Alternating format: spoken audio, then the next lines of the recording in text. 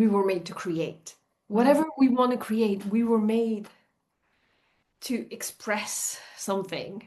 And I think it's very important, especially nowadays, with the way the world is turning and the very scary news we have all the time, to go back to this core pleasure that we have inside of us.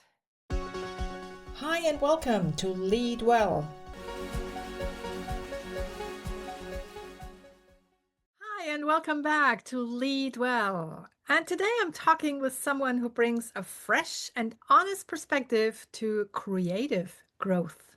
Amandine de Gaspari. Hi, Amandine. Hello, hello, Christine. So your story really is very powerful and personal.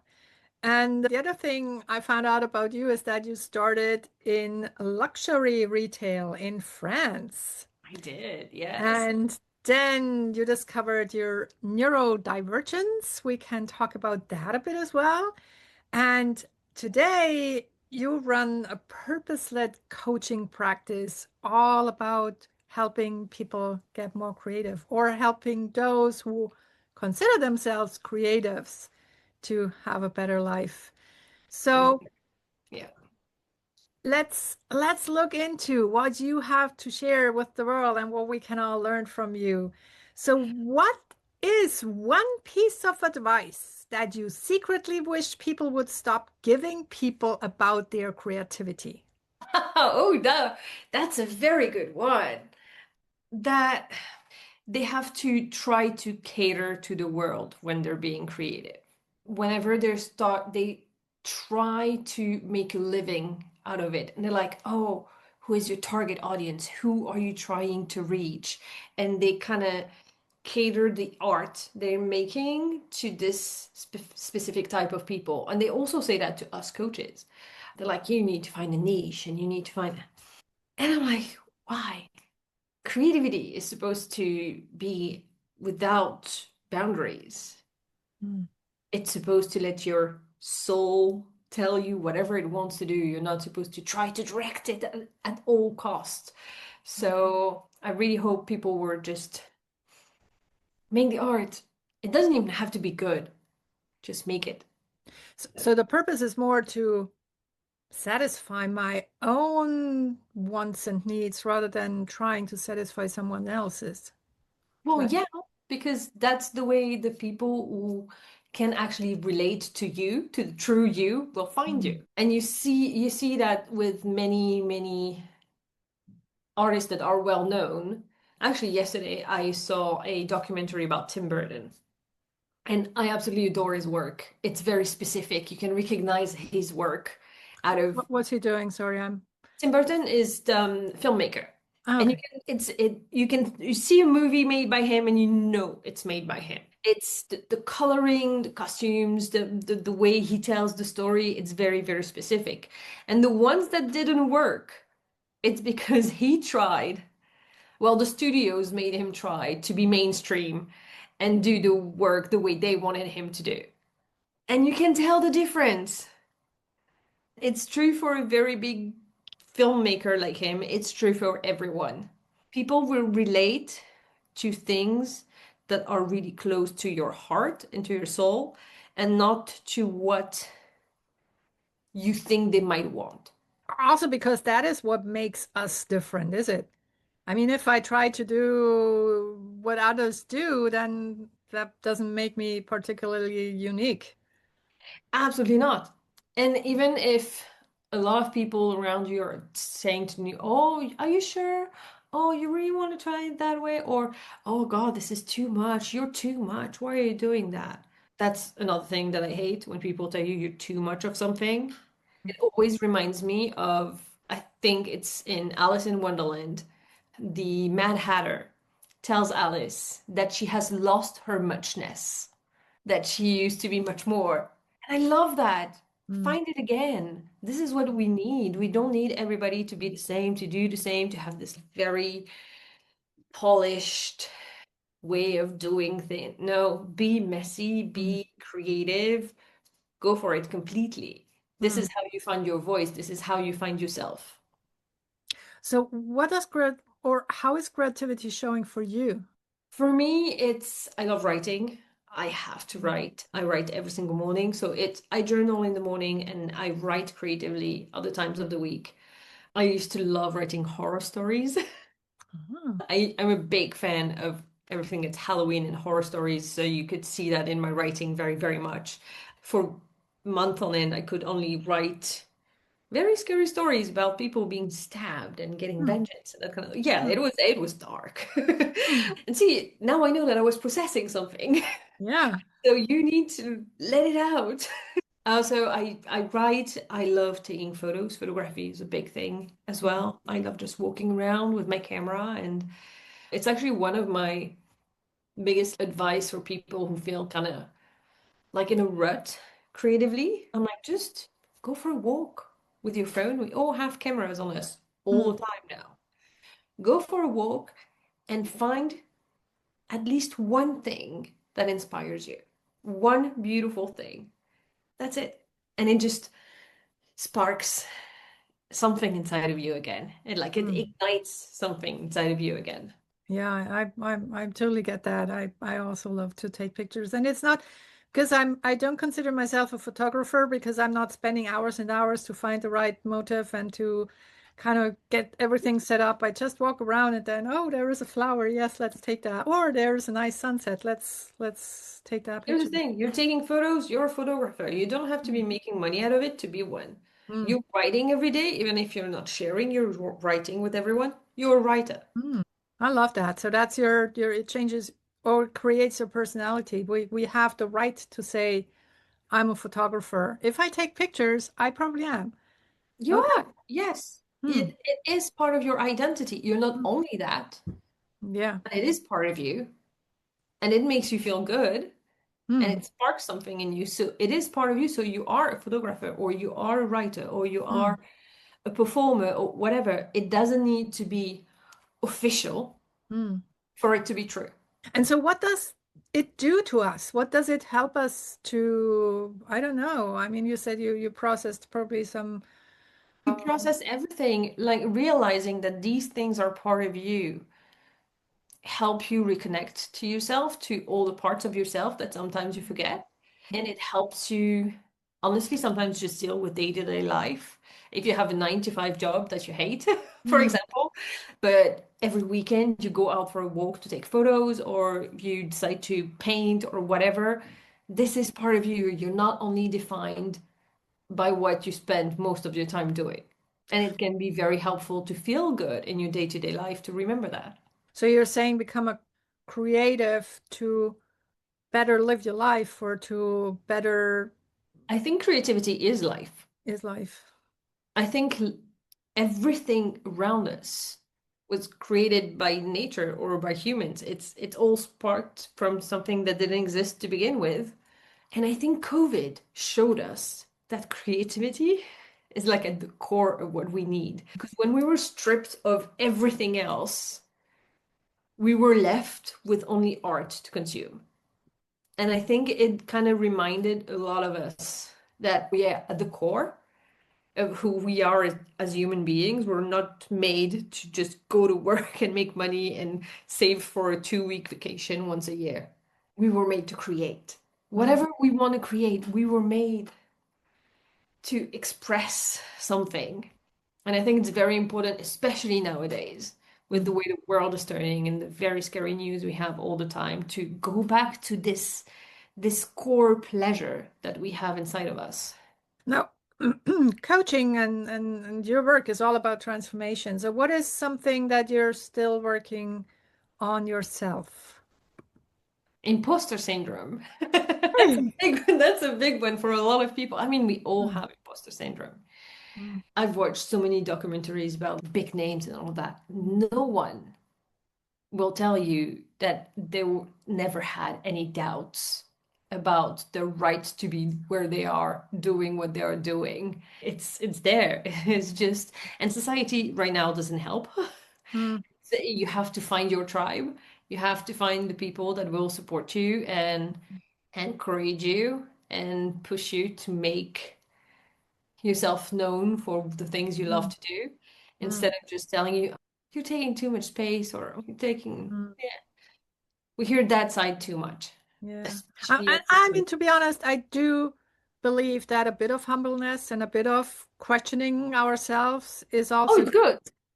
It's good. You have to, I'm not saying you don't have to be humble, uh, but imposter syndrome is really, oh my God, like it can be crippling. And sometimes you it will block you so much that you can't even write a word or put the brush on the canvas or, mm, you know.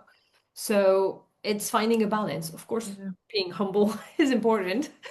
And or I mean, you can acknowledge the fact that you have succeeded in something. You can Mm, be like, I'm proud of myself. yeah. I've accomplished that. That's good. Yeah. Whatever you do, you have to have that for yourself. But yeah, imposter syndrome is it's tricky. Mm, It's mm, coming from so many different places, inside of us, outside of us. It can be really hard to get over. yeah. And I mean, I think we all know our inner critics. So if The yours worst, had a name and a wardrobe, what would it be? honestly, I've decided to name my inner critic. Uh-huh. I gave it a name. I gave it a name. So I gave it the name of a character from a TV series I hate. So that way, when it starts nagging me too much, I can really just say it, just. So I named it Ross from Friends because I really cannot stand him. And then I'm like, Ross, shut up. It's like the best way I found to just deal with this nagging presence in my head. This, I'm like, it's Mm. not me. I'm not I talking think to myself. that's, yeah, I think that's the most important realization. So what I tend to do, and I tend to tell my clients, is to just think about it's not your inner critic. It's not sitting in there, but let him sit on your shoulder. And so whenever it kind of gets too disturbing, then I just say, well, you can sit over there. I will pick you up later, but not now. Yeah, the room. That's a good point as well. I need to try that. For me, naming it was really, really Uh-huh. good.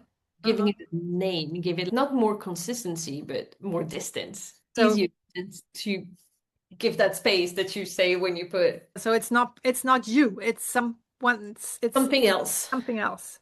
It's a combination of outside critics and things you've Yeah. heard when you were a kid and things that are not true. And it's also your sometimes it's your own brain trying to keep you safe because you're entering unknown territory. Your brain's first purpose is to keep you safe at all times. And sometimes it doesn't realize that you don't have to protect me from this. You don't. This is good, scary. Because it changed. I mean, I love the approach of positive intelligence says that it's those they call them saboteurs, and that we at a child it helped us survive because it helped us explain the world and make sure that we found our way around. But now as an adult, we can just act differently, and they're no longer helpful. They're like false friends. They They are. pretend to help, but then they're not really helpful. And it's so ingrained in your mind sometimes. Mm, It's so difficult to have new pathways in your brain, to mm, try to do things a different way, to think a different way. You have to be very conscious when the mm, saboteur is here and is talking badly to you, and you have to literally pause and be very conscious about the way you think and mm, not just let it run in the background. Because if you mm. let it run in the background all the time, you don't really pay attention. But then you have to be, but that's not true. Yeah. And and then try even to remember things that will prove to your brain that it is not true. You do have proof that it is not true. It's just it's pushing it aside, telling you, no, no, no, that didn't happen. Yes, it did. Yes, I did this. Yes, Yeah. I overcame this. This is the truth. This is the proof. And Mm, it's not the same situation anyway. It's very difficult. yeah, it is, but it's a matter of practice. I think it's simple. It's just a matter of practice. We have to practice it. Simple and easy are two separate things. Yeah, Things can be absolutely. very simple, but not easy to put in place. Yeah, yeah. Now, talking about your brain, you mentioned that you're neurodiverse. So Yep. what does this, are you open to talk about that? Absolutely. Like many women, I discovered that I am neurodivergent very late in my life. I was 35 when I Hmm. discovered it. And funny enough, TikTok made me realize that I was neurodivergent. So at some point, they had this kind of, I don't want to say challenge, it was a trend where they were, you put 10 fingers up. And every time I say something, if you do it, you put one finger down, and then you were left with, I don't know, between 10 and 0 fingers up. Mm. And it was like, oh, do you overthink when you go to bed? Do you have a tendency to hit the walls when you walk? Do you do this and that and blah, blah, blah? And I always had between 6 and 9 fingers down every single time. And Mm. every single time, the answer of the person was like, well, you probably have ADHD. And I was like, nah. At the beginning, I was like, "Ah." And then it Mm. happened again and again and again and again. And I started thinking, well, I cannot motivate myself until it's very urgent. I need the urgency to work. Okay. I get my best ideas in the middle of the night. I need my outside world to be very, very clean because the inside is, I have 25 Google things opened at the same time in my head all the time. But I Mm. thought everybody had that. Turns out they don't. And so I started searching. I started researching ADHD in women. And I was like, oh, damn. Okay. And then at the time, I was seeing a therapist because I had PTSD. And I said, hey, by the way, I think I have ADHD. And she literally told me, oh, yeah, I thought you knew. Okay. I was like, well, obviously I didn't. Oh, So for her, it was like super obvious. yeah. And for me, it was like this big revelation. Oh, and people are like, oh, why do you need the label? I'm like, well, it's like you're a zebra in the middle of horses, and suddenly you realize that you're not a horse, that you're a zebra, and there are Mm. all the zebras. There are all the people like you, and you're like, oh my God, I'm not alone. Yeah. I'm not alone to think that. I'm not Mm. lazy. I need the urgency. I'm not always depressed. I have this inner critic that when you're ADHD women, it's like super active all the time. I was like, oh, so it's not me. Mm. It's literally my brain Mm. working against me. And it was like, oh, kind of like a big, okay, I understand now. Mm. Feeling less alone and feeling like you understand what's happening to you makes everything way easier to deal with. Mm. And are you taking any medication for it, or are you just No, because you need to go through an actual diagnosis Mhm. by a psychiatrist to do Mhm. that. And Mhm. mine was not like that was not what we were doing at the time. I'm actually looking to do that now because symptoms get harder to deal with as you grow older. And I've been feeling kind of like I've been feeling the difference over the past year. Like it's been getting worse. Mhm. Oh, not worse, but more difficult to manage because I've masked for so long that I was like, oh, so I can manage it. I've Yeah. been managing it without knowing it for all my life. Now I kind of feel the need to get a little more help, Mm. whether it will be medication or just starting therapy again and finding new ways of dealing with things. But yeah, Mm. I think it's good to talk about it to a professional Mm. and see where it can really help you. I will not. Like if I had the choice between being neurodivergent or being neurotypical, I would not want to be neurotypical. I actually love that I am Mm. neurodivergent because I think about every details and every situation and of every possibility. And I think most very creative people are neurodivergent, and I love that. But sometimes you need just a little bit more help to manage things. Yeah. And I mean, I also find that once you know that you're neurodivergent and I am in a different type of way, and as you said, you find people that are like you, it's so revealing. I mean, when we have a conversation amongst each other, it's like, oh yeah, now I feel completely normal when You feel seen. yeah, seen and just you can just behave as yourself and it's so different. So my best friend, I'm not sure she has ADHD because we haven't really, but we have the same, so many times we have the same needs at the same time. I'm like, oh, Mm. thank you, you understand. And suddenly when you are with people who kind of work the same way you do in your head, and you don't need to make that extra effort, Mm. you can relax and Hmm. actually enjoy the company of the other person Hmm. in such a more meaningful way. Yeah. Yeah. Yeah. Oh, okay. That's very similar then. Wow. I'm interested in is you used to work for the luxury fashion. Yes, in the I. luxury fashion industry, and now you're doing coaching. What is the one thing that stayed the same in both worlds where you would not have expected it? Huh. I think for me, I didn't realize it at the time, but what I really loved in all those luxury brands and everything was the creativity that went with it. Like all the fashion shows and all the new collections and learning every year what inspired what collection, because you need to use that for marketing, you need to use that for sales, you need to use that in every single, and it's a very creative industry. Mm, I end up not liking the industry itself. mm, Sometimes it takes itself a bit too seriously for my taste. I remember one of my managers one day she was kind of questioning her whole life. And she told me, sometimes I wake up in the morning and I'm like, I'm just selling clothes. Yeah, you're not curing cancer. You just literally this is a new collection about bathing suit and knickers and mm, it's not. But a lot of it is, I think luxury brands and coaching have this trying to find the emotional. There's a lot of emotion that they try to attach to what they sell because that's why they want you to pay so much for it. There's quality on mm, certain things, but most of it's not. mm, And I mean, let's face it. mm, And so there's a very emotional part of in the work mm.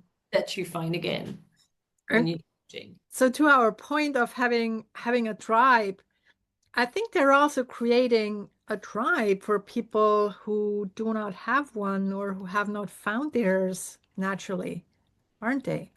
They're trying to, yeah. Mm, Each brand has its own spirit, has its own soul. So mm, I think people try to be part of this tribe because they like the values that they see with it. mm, I mean, when they're regular customers, and it's not just the trend of the new bag or the new thing. mm, And yeah, I really think a lot of first-time consumers of luxury brands just haven't really found their creative side yet, and they're trying to find it in what they buy. It's their way of grasping at something they don't know how to reach mm. inside of them. And also a bit of self-worth, I think, to the point of, Probably, yes. I think that's when you express yourself and your creativity. That's how you find your mm, self-worth outside of material things. But that's mm. just my point of view. Now, my last question to you is, when was the last time you totally surprised yourself? Wow. In a good and bad way. Totally surprised myself. That's a very difficult one because I try to get out of my comfort zone so often. It's one of the pillars of how I live is get out of your comfort zone, get out of your comfort zone. Okay, I can tell you what is the most surprising thing I've ever done, and then when it I realized what I was doing, I was, oh my God. Years ago, years ago, on a whim, I decided to move to LA. I literally just rented a place through the internet, bought a plane ticket, and just decided to go. That, Oh, not knowing anybody, I'm just gonna go there and find a job. That's not how it works. It's not how things are done. But I was, oh, I'm gonna do it. And I stopped in Florida first because I had some friends over there, and I think it was about 24 hours before I was supposed to take my plane to LA. I was walking with a friend, and suddenly I stopped walking. She was, what's happening? I'm moving to LA tomorrow. Yes, you are. I'm like, I don't know anyone there. And she's like, no, you don't. I'm like, I, I rented a place where I'm gonna have roommates and everything, and I don't know anyone. And I'm like, I'm scared. I'm suddenly very. It just and by that time I was not scared. I was just like, oh, I'm going, I'm fine. Literally, I think 24 hours to the hour before the flight, I just like, what the heck am I doing? Why? Why? And then I arrived there and I remembered why. I saw the Hollywood sign and I was like, mm, Oh, that's why.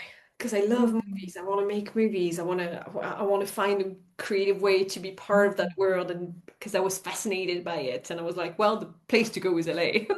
If you're fascinated by movies, you go. Yeah. And I was like, oh, that's why. Okay, when I saw the Hollywood sign, I was like, oh, I remember. Okay, but I scared myself very, very much. Those 24 hours before the flight were the scariest of my life. Wow. Wow. That's, but then how did it turn out? It was fantastic. I met my best friend there. We ended up, that's when I really started to write. I was writing every single day because I was there for this. I was giving my all to be, I want to be this creative person and I came here for that. So, and I got Mm. inspired by the city and the energy of it. And I was surrounded by people who were in the same energy as me. I had a little tribe there. People were there to make movies and or to be actors or to be performers. And it was very, very energizing and very inspiring. And it was fantastic. I wish I could Wow. have stayed. So, if you could leave our listeners with one piece of advice, what would it be? Don't stop yourself on the account that you're not very good to Mm. begin with. Nobody is good when they begin with, unless you're a prodigy. But most people make beautiful art and amazing art after trying out and after doing very crappy things to begin with. And it's okay, we all start somewhere. Just find the joy. Yeah, I think that's it. Find the joy. Mm. That's where everything will stems from. Mm. Everything will grow from that. If you find the joy in the process, in the making of the thing, then the rest will follow. Wow, that's wonderful. And it was a big joy to talk with you. Thank you It so was much for wonderful talking coming with to the you. show. And where can people find you? So you can find me on Substack under the name of the Taylor's Nook, because this is the space where I really try to get all the creatives, from writers to performers, to find their voice again and feel seen and rediscover the joy of their art again. So I've created that space on Substack. You can also find me on Patreon under the same name. And you can find me under Amandine de Gaspari on Instagram.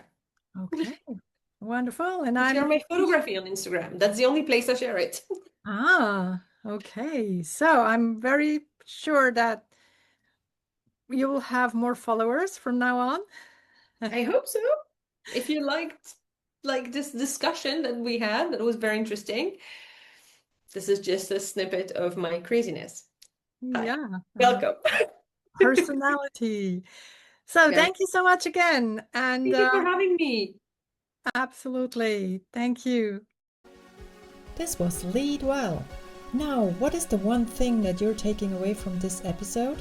Please share in the comments below and do share the podcast with your friends and family, but only if you like it.